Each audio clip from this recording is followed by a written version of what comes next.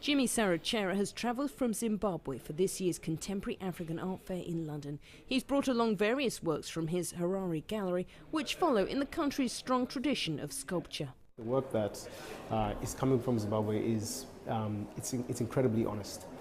It's created in an environment where essentially the use of objects, the use of whether it's stone, metal, wood, or whichever medium that's actually being employed, it's coming from a place where that is the medium that artists have to work with. What they're using is a really true reflection of where they are and who they are.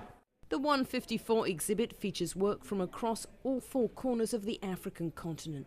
The founding director says she hopes this biggest fair yet will give visitors a clear vision of the diversity on the continent. I think there's a Western view of Africa where they think of it as a big country, but when you think about it, and this is what the title refers to, is that this 54 very different country, and I think this is what we like to challenge, is the African aesthetic, in quotation mark, what people think about it, but when you think about a continent, it's so big that you are not really looking at common denominators. They all have their own art, their own influences, their own, reality that they face. One of those realities for Nigerian-American artist Adejoke Tubile is the abduction of girls by Boko Haram militants in Nigeria.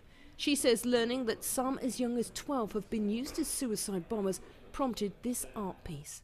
So I started creating this piece, which is called Kidnapped, and it's made of various materials, including an African mask, deer horns, which speak to the deer in headlights, kind of phenomenon of being bewildered and anxiety and sort of startled when someone just kind of whisks you away when death is near. Whilst many of the pieces deal with the continent's political and humanitarian challenges, there are also works that reflect the humour and warmth of everyday human interactions. The Contemporary African Art Fair has increased in size dramatically since 2013. Just to give you some idea of scale, this year the works of art are housed over 3 wings of London's famous Somerset House. Catherine Drew, CCTV, London.